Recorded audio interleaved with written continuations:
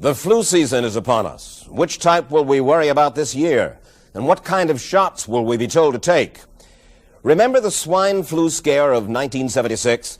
That was the year the U.S. government told us all that swine flu could turn out to be a killer that could spread across the nation. And Washington decided that every man, woman, and child in the nation should get a shot to prevent a nationwide outbreak, a pandemic. Well, 46 million of us obediently took the shot. And now 4,000 Americans are claiming damages from Uncle Sam amounting to $3.5 billion because of what happened when they took that shot. By far the greatest number of the claims, 2/3 of them, are for neurological damage or even death, allegedly triggered by the flu shot. We pick up the story back in 1976 when the threat posed by the swine flu virus seemed very real indeed. This virus was the cause of a pandemic in 1918 and 1919 that resulted in over 500,000 deaths in the United States, as well as 20 million deaths around the world. See how easy it is to... Thus, the U.S. government's publicity machine was cranked into action to urge all America to protect itself against the swine flu menace. Influenza is serious business. During major flu epidemics, millions of people are sick and thousands die. Well, this year you can get protection. The vaccines are safe, easy to take, and they can protect you against flu. So roll up your sleeve. Protect yourself. One of those who did roll up her sleeve was Judy Roberts. She was perfectly healthy, an active woman, when in November of 1976, she took her shot. 2 weeks later, she says, she began to feel a numbness starting up her legs. I joked about it at that time. I said I'll be numb to the knees by Friday if this keeps up. By the following week, I was totally paralyzed. So completely paralyzed, in fact, that they had to operate on her to enable her to breathe. And for 6 months, Judy Roberts was a quadriplegic. The diagnosis? A neurological disorder called Guillain-Barré syndrome, GBS for short. These neurological diseases are little understood. They affect people in different ways. As you can see in these home movies taken by a friend, Judy Roberts' paralysis confined her mostly to a wheelchair for over a year. But this disease can even kill. Indeed, there are 300 claims now pending from the families of GBS victims who died, allegedly as a result of the swine flu shot. In other GBS victims, the crippling effects diminish and all but disappear. But for Judy Roberts, progress back to good health has been painful and partial. Now, I notice that your smile, Judy, is a little bit constricted. Yes, it is. Is it different from what it used to be? Very different. I have a greatly decreased mobility in my lips. And I can't drink through a straw on the right-hand side. I can't blow out birthday candles. I don't whistle anymore, for which my husband is grateful. It may be a little difficult for you to answer this question, but have you recovered as much as you are going to recover? Yes, this is it. So you will now have a legacy of braces on your legs for the rest of your life? Yes, the weakness in my hands will stay, and the leg braces will stay. So Judy Roberts and her husband have filed a claim against the U.S. government. They're asking $12 million, though they don't expect to get nearly that much. Judy, why did you take the flu shot?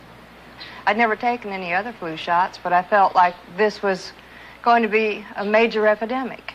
And the only way to prevent a major epidemic of a really deadly variety of flu was for everybody to be immunized. Where did this so-called deadly variety of flu, where did it first hit back in 1976? It began right here at Fort Dix in New Jersey in January of that year when a number of recruits began to complain of respiratory ailments, something like the common cold. An Army doctor here sent samples of their throat cultures to the New Jersey Public Health Lab to find out just what kind of bug was going around here. One of those samples was from a Private David Lewis who had left his sickbed to go on a forced march. Private Lewis had collapsed on that march, and his sergeant had revived him by mouth-to-mouth resuscitation. But the sergeant showed no signs of illness. A few days later, Private Lewis died. If this disease is so potentially fatal that it's going to kill a young, healthy man, a middle-aged school teacher doesn't have a prayer. The New Jersey lab identified most of those soldiers' throat cultures as the normal kind of flu virus going around that year, but they could not make out what kind of virus was in the culture from the dead soldier and from 4 others who were sick. So they sent those cultures to the Federal Center for Disease Control in Atlanta, Georgia for further study. A few days later, they got the verdict: swine flu. But that much publicized outbreak of swine flu at Fort Dix involved only Private Lewis, who died, and those 4 other soldiers who recovered completely without the swine flu shot. If I had known at that time that the boy had been in a sick bed, got up, went out on a forced march, and then collapsed and died, I would never have taken the shot. The rationale for our recommendation was not on the basis of the death of a single individual, but it was on the basis that when we do see a change in the characteristics of the influenza virus, it is a massive public health problem in this country. Dr. David Senser, then head of the CDC, the Center for Disease Control in Atlanta, is now in private industry. He devised the swine flu program, and he pushed it. You began to give flu shots to the American people in October of 76. October 1st. By that time, how many cases of swine flu around the world had been reported? There had been several reported, but none confirmed. There had been cases in Australia that were reported by the press, by the news media. There were cases in... None confirmed. Did you ever uncover any other outbreaks of swine flu anywhere in the world? No. Now, nearly everyone was to receive the shot in a public health facility where a doctor might not be present. Therefore, it was up to the CDC to come up with some kind of official consent form, giving the public all the information it needed about the swine flu shot. This form stated that the swine flu vaccine had been tested.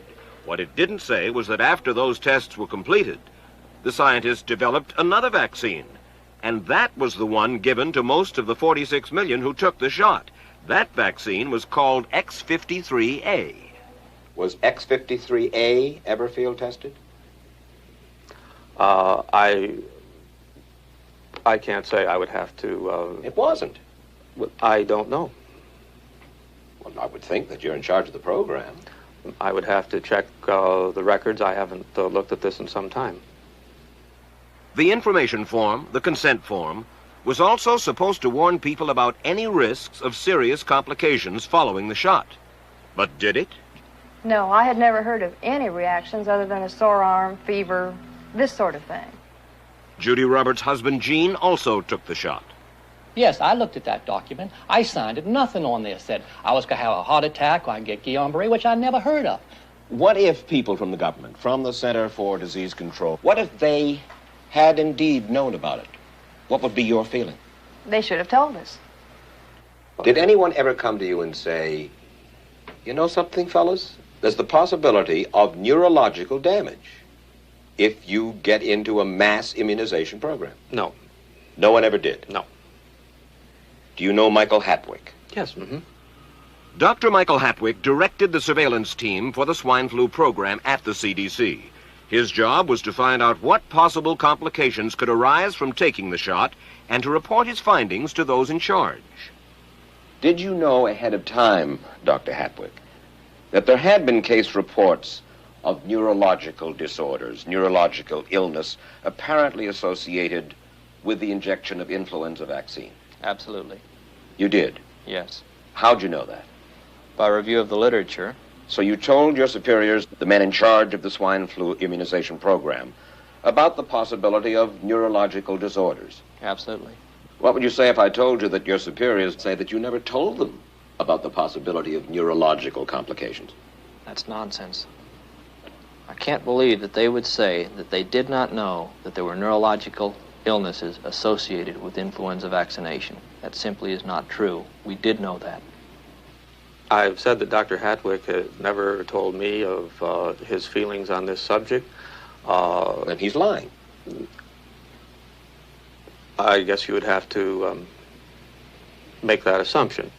Then why does this report from your own agency, dated July 1976, list neurological complications as a possibility? I think the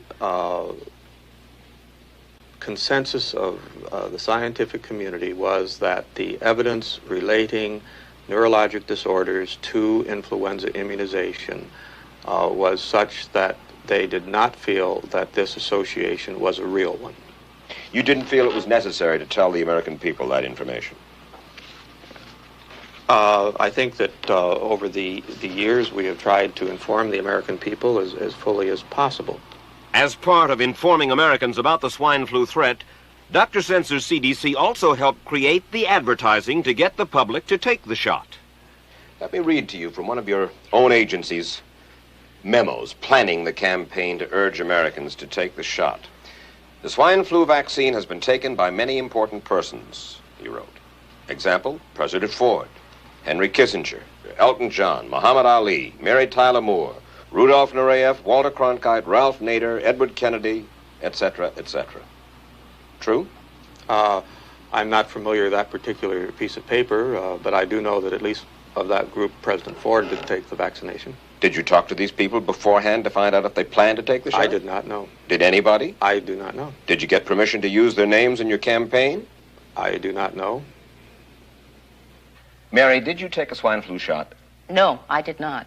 Did you give them permission to use your name saying that you had or were going to? Absolutely not. Never did. Did you ask your own doctor about taking the swine flu shot? Yes, and at the time he thought it might be a good idea. But I resisted it because I was leery of having the symptoms that sometimes go with that kind of inoculation. So you didn't? No, I didn't. Have you spoken to your doctor since? Yes. And? He's delighted that I didn't take that shot. You're in charge. Somebody's in charge.